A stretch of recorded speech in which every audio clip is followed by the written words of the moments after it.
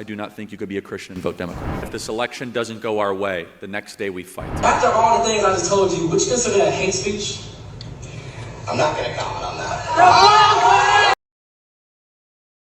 We're back, sadly, covering Charlie Kirk again. Not something I ever want to do, but he managed to go on a stage and up the absolute insane things that he usually has to say, including that Republicans should definitely fight the next day if they were to lose this election. Now, I know Charlie has been spiraling downward in terms of views and relevancy, and this is probably just an appeal to being controversial in hopes that he can gain some of that back, but I also think there's a lot of truth in the sentiment of what he's saying, especially when it comes to the voters of Republicans. So let's start with him talking about what should happen if they were to lose. I want to make sure that we all make a commitment that if this election doesn't go our way, the next day we fight.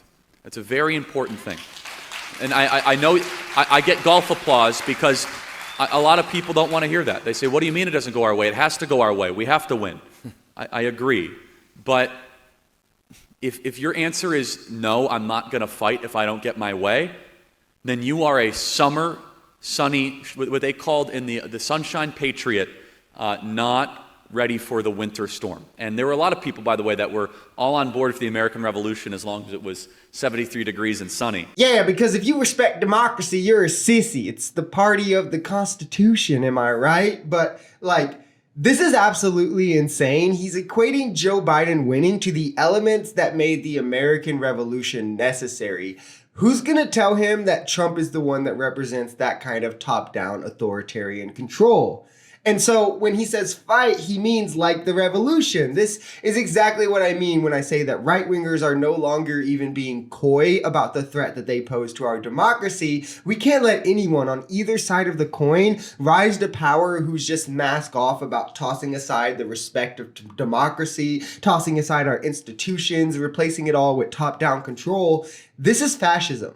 This is the patterns of fascism and how it manifests itself in society. This is exactly what gave rise to it in Nazi Germany. The appeal to egalitarianism, the thought this can't happen here, and then the second it does, we're throwing aside all respect to institutions. And now Trump is trying to do it here under the guise, it's America, it can't happen in America, but all the cogs of the machine are already in place. They tried it on January 6th and it didn't work. They were a little too hesitant. They made a couple mistakes and they're going to right those mistakes and try it again if we let them. And that's why voting this time around is more necessary than ever. We need to not only beat these guys, but beat them by so much that the Charlie Kirks of the world can't cry fraud and try to stir up another January 6th, this time with more guns, more violence, and more destruction. I mean, Charlie just equated it to the American Revolution, for God's sake. I think we all need to be prepared. No, if you vote Democrat as a Christian, I think you can no longer call yourself a Christian. You have to call yourself something else. I do not think you could be a Christian and vote Democrat. Now, remember, the current head of the Republican Party is liable for sexual assault, paid a sex worker hush money for a blowjob, has over 20 SA allegations against him. He's liable for fraud, has been sued for racial housing discrimination, 91 criminal charges. He's just doing God's work, brother. At this point, I don't even get how you can say things like this. There's hardly anything holy about the Republican Party anymore. They can't represent religion how they used to when they've been so infiltrated with hate and vitriol, but I guess so have 80% of religious people, so who knows? But what's so religious about xenophobia? What's so religious about telling a homeless person to pull themselves up by the bootstraps? What's so holy about an 11-year-old SA victim being forced to carry her baby to term? It's the party of power and control, and they just think it's an easier sell if they use words like patriot and religious instead, and I guess it works.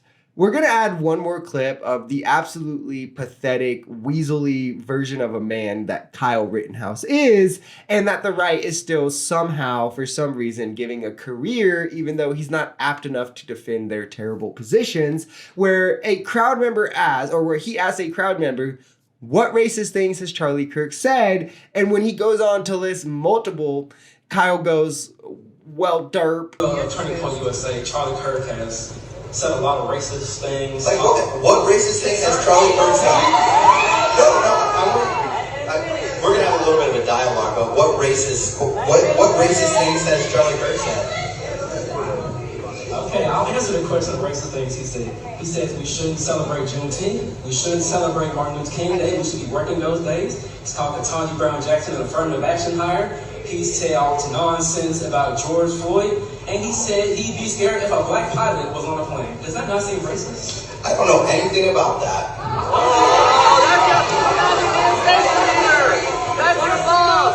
Okay, well, after all the things I just told you, would you consider that hate speech?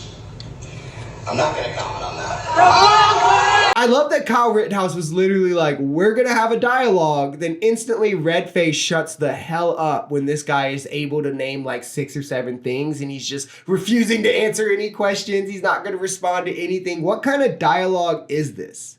Who let Kyle Rittenhouse have a mic without racist media training? You think they'd have prepared him to answer the most basic questions he's gonna get when having to defend a racist, homophobe, misogynist, terrible piece of shit like Charlie Kirk. He's not even smart enough to defend these kinds of talking points. It's just sad and embarrassing to see. That is, if he didn't create a whole career off the fact that he took somebody's life after, you know, strong-arming a bunch of men with guns in a crowd. Who knows? And the things that man just mentioned, by the way, are just the tip of the iceberg of racist things that Charlie Kirk has said, his ideas, his ideologies, or actions that we've seen from that man on his broadcasts, at his Turning Point events, and just anywhere he goes. If you enjoyed this video, we're Social Society. We're a commentary channel influenced by politics, society, and the economy. We are pretty left-leaning on this channel, but we're open to our right-wingers as well. The biggest thing here is having conversations that get everyone to the bottom of the truth. If that sounds like something that could interest you, consider smashing that subscribe button, leaving us a like, or even commenting on this video. We even have memberships available for as low as $3 if you'd like to support, because the only way we become a society is together.